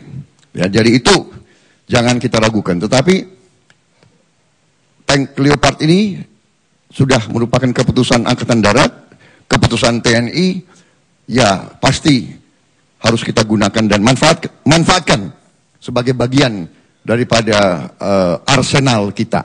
Ya. Jadi saya kira itu, ya, tetap saya utamakan nanti di ujungnya adalah bahwa pandangan saya pertahanan terbaik adalah kemakmuran dan kesejahteraan rakyat Indonesia. Kita boleh punya tank, boleh punya jet fighter, boleh punya semua. Kalau rakyat kita tidak sejahtera, tidak ada gunanya. Terima kasih. Baik, terima kasih Pak Prabowo. Pak Prabowo, sekarang giliran Bapak untuk bertanya kepada Pak Joko Widodo. Saya persilahkan dalam waktu 1 menit. Saudara Joko Widodo, bagaimana pandangan Bapak tentang peran Indonesia dalam masalah Laut Cina Selatan? Terima kasih. Saya persilahkan Pak Joko Widodo. Terima kasih. Ini adalah urusan negara yang lain dengan negara yang lain. Tetapi kalau kita bisa masuk dan berperan juga lebih baik. Tetapi harus kita amati. Harus kita cek apakah kita masuk ke sebuah konflik yang justru membuat kita menjadi berhubungan tidak baik dengan Tiongkok, atau kita bisa memberikan jalan keluar atau solusi bagi konflik itu. Kalau kita yakin kita bisa mencarikan jalan keluar dengan strategi diplomasi yang kita punyai, saya kira kita masuk saja. Tetapi kalau kita tidak yakin, tidak mempunyai keyakinan bahwa kita bisa menyelesaikan itu, saya kira kita tidak usah ikut-ikutan dalam sebuah konflik yang memang belum jelas arahnya mau kemana.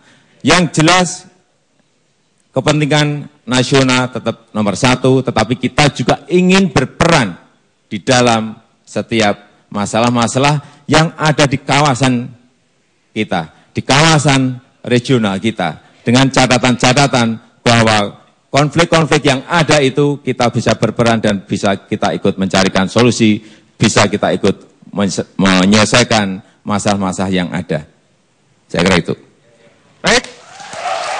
Saya persilakan Pak Prabowo untuk menanggapi jawaban tadi. Masalahnya Pak Joko Widodo adalah bahwa sebagian wilayah maritim kita termasuk diklaim oleh salah satu negara yang jadi masalah di Laut Cina Selatan. Itu masalahnya. Jadi yang saya ingin tanya, bagaimana sebaiknya kita bersikap dalam hal itu? Karena kita juga bagian dari ASEAN. Ya, ada 4 negara ASEAN yang punya klaim. Bagaimana kita sebagai, katakanlah, negara terbesar di ASEAN, apakah kita abstain sama sekali atau kita membela 4 kawan-kawan kita di ASEAN itu dalam masalah Laut Cina Selatan itu? Terima kasih. Baik, terima kasih Pak Prabowo. Pak Joko Widodo, silakan ditanggapi. Tadi sudah saya sampaikan, kalau kita berperan dan peran itu kita bisa memberikan keuntungan pada negara-negara kawan kita di ASEAN, itu kita lakukan. Tetapi kalau kita tidak mempunyai sebuah solusi yang benar, tidak mempunyai sebuah jalan keluar yang benar, proses diplomasi yang ingin kita lakukan tidak memberikan manfaat untuk apa? Setahu saya, apa yang terjadi di Laut Tiongkok itu, kita tidak mempunyai konflik sama sekali masuk di dalam area yang ada. Hanya memang peran kita, kalau memang dibutuhkan, kita bisa masuk dengan catatan tadi yang sudah beberapa kali saya sampaikan, harus ada manfaatnya, harus bisa memberikan solusi, dan harus bisa memberikan jalan keluar agar konflik itu tidak meluas dan memberikan dinamika yang tidak baik terhadap kawasan di ASEAN ini. Konflik-konflik seperti itu saya kira memang lebih baik apabila secepatnya diselesaikan, dan peran itu saya kira bisa dilakukan dengan strategi diplomasi yang di depan tadi sudah saya sampaikan. Tetapi kalau peran itu memang tidak ada manfaatnya, untuk apa kita melakukan? Terima kasih. Baik, terima kasih Pak Joko Widodo. Para pemirsa dan hadirin sekalian, sekarang giliran Pak Joko Widodo bertanya. Ini pertanyaan kedua kepada Pak Prabowo dalam waktu 1 menit. Saya persilakan Pak Joko Widodo. Terima kasih. Bapak Prabowo, apa yang salah dalam hubungan Indonesia dan Australia sehingga seringkali naik dan turun, sering sekali panas dan dingin? Terima kasih. Silakan Pak Prabowo. Baik, terima kasih. Saya kira secara jujur saya merasa bahwa masalahnya tidak terletak di pihak Indonesia, Pak Joko. Saya kira masalahnya adalah mungkin Australia ada semacam kecurigaan atau fobia terhadap kita. Ya. Jadi mungkin kita negara yang jumlah penduduknya besar sekali, kemudian dianggap kita seringkali emosional begitu. Kita pernah beberapa kali lakukan tindakan-tindakan militer. Jadi mungkin itu bagi mereka, mereka menganggap kita sebagai ancaman, mungkin. Ya. Saya kira dari kita tidak ada masalah. Jadi tidak ada yang salah dari kita. Kita ingin bersahabat, semua pemerintah Indonesia yang saya kenal, ya kan, ingin bersahabat baik dengan mereka. Jadi kalau menurut saya nanti kewajiban kita untuk yakinkan kawan-kawan kita di Australia bahwa we want to be good neighbors. Kita ingin jadi tetangga yang baik. Kita tidak mau berbuat yang enggak-enggak, ya. Kita ingin hidup damai dan kita ingin bersahabat sama Australia. Kita bukan ancaman bagi Australia. Kita harus yakinkan mereka dan kita harus buktikan bahwa kita memang niatnya baik. Saya kira begitu, tapi tentunya kita juga harus tegas dalam mempertahankan core national interest kita, kepentingan nasional inti kita. Jadi kita tidak ada masalah sama Australia. Kita harus yakinkan Australia bahwa kita ingin bersahabat baik dengan mereka. Terima kasih. Silakan ditanggapi Pak Joko Widodo. Silakan ditanggapi Pak Joko Widodo. Kalau menurut saya ada 2 hal penting dalam hal hubungan kita dengan Australia. Yang pertama ada ketidakpercayaan. Ini masalah trust.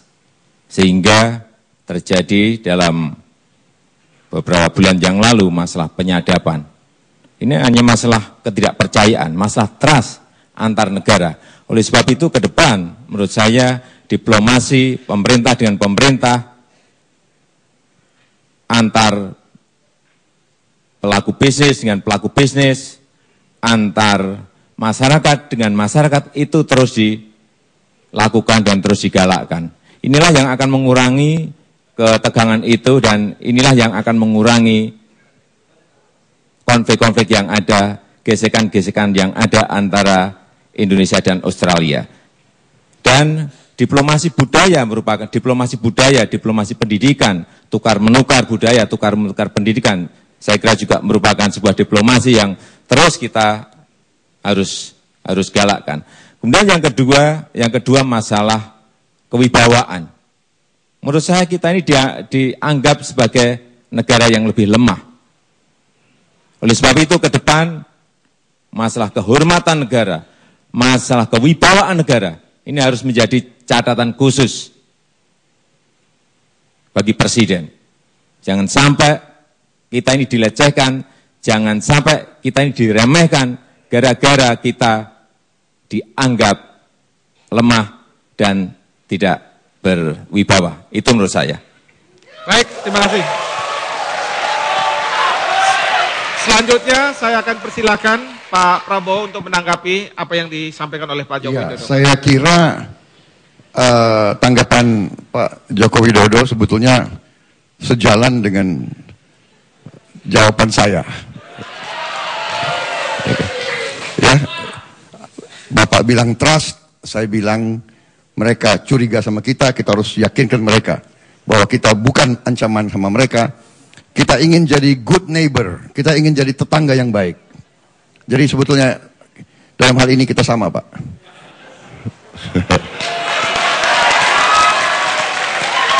Loh, bukan, kalau baik ya baik.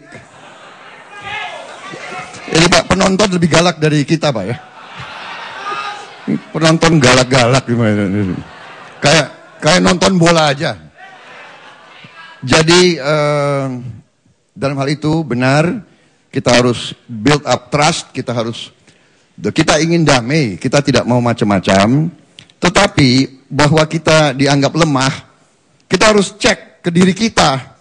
Jangan-jangan memang kita lemah. Saudara-saudara, kalau hitung-hitungan Pak, kalau hitung-hitungan main catur, dia hitung ini apa itu pionnya berapa, kudanya berapa, kan begitu. Kalau negara, dia hitung kapal selam kita berapa, pesawat terbang kita berapa, yang bisa terbang berapa, ya kan? Jangan-jangan 2 skuadron tapi nggak bisa terbang. Jadi gitu. Jadi kita nggak mau dianggap lemah. Saya nggak lemah, tapi nggak punya kekuatan, ya dianggap lemah. Jadi karena itu marilah kita bangun kekuatan ekonomi Indonesia. Saudara-saudara. Terima kasih Pak Prabowo. Pak Prabowo dan Pak Joko Widodo. Pertanyaan ketiga untuk segmen ini akan kita lanjutkan setelah jeda-jeda ini. Jadi Bapak-bapak sekalian bisa turun minum untuk sementara. Pemirsa, kita akan kembali setelah pesan-pesan ini. Untuk pemilu presiden dan wakil presiden, KPU telah melakukan pemutakhiran data pemilih dan menetapkan daftar pemilih tetap atau DPT. Belum terdaftar juga? Segera ke PPS di desa atau kelurahan sesuai domisili kartu identitas Anda. Di sana Anda akan didata dalam daftar pemilih khusus atau DPK. Jangan lupa, coblos pemimpin baru untuk harapan baru.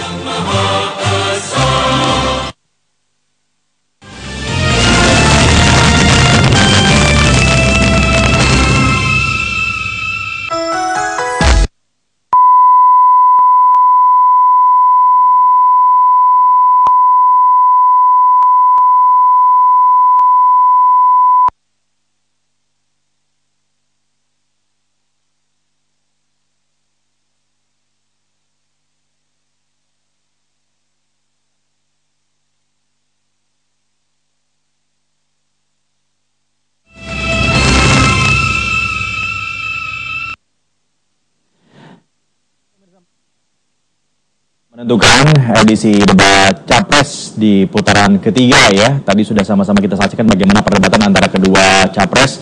Di segmen ini ya ada perdebatan begitu ya. Sepertinya juga saya pikir ini sama-sama saling attacking lah di sini gitu pada akhirnya. Jadi berarti gugur tadi Bang Fahri gimana Bang? Saya kira gini ya, itu kan fakta ya. Jadi tidak mungkin dia juga keluar dari fakta. Karena Pak Jokowi bicara soal drone. Drone itu sebetulnya agak kompleks ya. Saya nggak tahu kenapa Pak Jokowi mensimplifikasi. Kisah hidup seorang gadis yang bermimpi menjadi superstar. Aku ingin bertemu dengan Direktur Shin Joon-ho. Aku sudah menandatangani kontrak kemarin. Aku Lee Sung-sin. Dan cerita perjuangannya melewati berbagai halangan.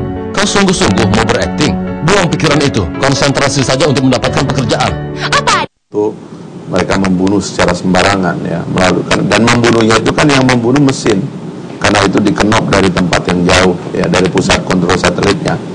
Nah sebetulnya itu persoalan, tapi Pak Jokowi lompat ke situ hanya karena berbicara pengamanan perbatasan ya, padahal saya juga tidak tahu apakah drone itu bisa dipakai untuk pengamanan perbatasan, sebab setahu saya Anda melihat bahwa itu sebuah argumen yang positif begitu? Bukan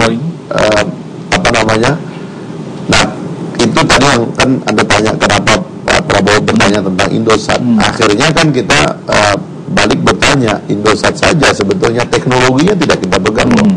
Kita cuma pegang saham dan kepemilikan satelit. Kebetulan satelit yang dipakai Indosat itu ada legenda di zaman Orde Baru dulu dibelinya begitu ya. Lalu kemudian itu harus kita tanya karena memasang satelit di antariksa kan tidak gampang begitu. Dan Pak Jokowi sudah memberikan jawaban yang saya kira bagus buat dia sebetulnya. Jadi saya masih menganggap bahwa itu Pak Prabowo menendang umpan lambung kepada Pak Jokowi, dan kalau memang pantas-pantas jawabannya ya dianggap pantas juga sama Pak Prabowo gitu. Jadi saya tidak melihat Prabowo mengatak dia, tapi itu justru memberikan umpan yang bagus begitu. Bang Akbar, bagaimana Bang komentarnya dengan pertanyaan-pertanyaan dari Prabowo tadi itu? Yang pertama berarti kan soal etik yang itu gugur dengan sendirinya ya, sorry. Yang kedua adalah soal Leopard ya. Oke, kami bingung sebenarnya, jujur mohon maaf teman-teman yang berada di kubu sana, bahwa kadang-kadang kami berada pada wilayah kebingungan. Sebenarnya Pak Prabowo itu pengikatan terhadap SBY terutama, maksud saya gitu ya. Satu contoh misalnya tentang kebocoran 1.000 triliun. Pada sisi yang lainnya memuji pemerintahan SBY, kemudian pada sisi berikutnya mengatakan bahwa bocor, dan ke istilah bocor keluar lagi di sini. Nah, yang kedua tentang Leopard tadi itu, saya mengangkat ini karena pertama mengatakan bahwa pemerintahan SBY bagus, terutama katakanlah dalam hal politik luar negeri, tapi kemudian mengatakan pemberian Leopard itu oleh SBY kan gitu ya. Bagaimana kita sebenarnya? Biar bisa saya jawab supaya dia nggak bingung. Nah, yang kedua tentang drone. Kami melakukan survei bagus tentang drone. Drone ini adalah survei riset yang dilakukan oleh tim ahli kita. Hampir seluruh fokus negara-negara di dunia, baik negara berkembang maupun yang sedang berkembang, itu mengarah ke sana. Pertama dari segi penganggaran memang agak mahal di awal. Baik. Terutama kadang-kadang satelit ya. Yang kedua ini juga aman bagi manusia, kan tidak ada manusia di situ. Dan itu tak terdeteksi gitu ya. Negara-negara maju sekarang ini masuk ke situ sekarang itu. Jadi menurut saya sebenarnya ini adalah lompatan. Komentarnya? Ya kalau kita melihat cara berpikirnya Prabowo itu, dia konsisten dengan basis dari kekuatan kita itu memang mesti bersumber dari dalam negeri ya. Makanya tadi kalau Pak Akbar tidak percaya kenapa sikap dia kepada Pak SBY begitu, kan kata kuncinya itu adalah change and continuation, perubahan dan keberlanjutan. Itu dua hal yang tidak harus dipisah. Itu paket gitu. Kalau ada yang belum baik kita perbaiki dan itu berubah. Kalau ada yang sudah baik kenapa tidak kita tingkatkan? Kalau data-data soal sumber daya alam itu misalnya soal sederhana sebetulnya kan, klaim dia data dia itu kan, pertama dia mengutip aja dari KPK waktu itu kan, yang kedua dia punya hitungan sendiri. Dan kalau sumber daya alam itu saya percaya gitu, pencurian sumber daya alam di Indonesia apabila kemudian kita gabung dengan kekayaan lainnya secara kolektif, maka jumlahnya itu harus kita asumsikan besar. Pendapatan pajak saja kalau menurut saya ini kan kategori pencurian juga, yang tidak mampu kita tagih dan tidak mampu kita ambil dan dimasukkan sebagai kekayaan negara, itu adalah kekayaan yang bocor, kekayaan yang hilang. Jadi kalau di total itu ya jumlah itu tercapai, dan karena itu tidak ada yang salah juga, karena lintas operasi daripada pengamanan kebocoran itu bukan di Menteri Teknis seperti Pak Hatta. Pak Hatta Menteri Teknis, tapi yang diperlukan ini adalah presiden, kelembagaan yang lebih tinggi itu baru yang bisa membuat leadership untuk mengelola ini. Tidak ada masalah juga begitu Bang Akbar. Tidak ada masalah juga gitu dengan change and continuation. Tidak apa-apa. Ini kami membaca wacana. Kami melakukan analisis wacana dengan jawaban-jawaban itu. Tapi beginilah, saya selalu sebentar. Baik, mohon maaf kita harus potong dulu karena sekarang sudah dimulai kembali ini segmen yang terakhir dari perdebatan capres kita pada malam hari. Pemirsa, kita akan kembali ikuti bagaimana debat capres putaran ketiga. Silakan pertanyaan pertama disampaikan oleh Pak Prabowo kepada Pak Joko Widodo. Saya silakan Pak, 1 menit.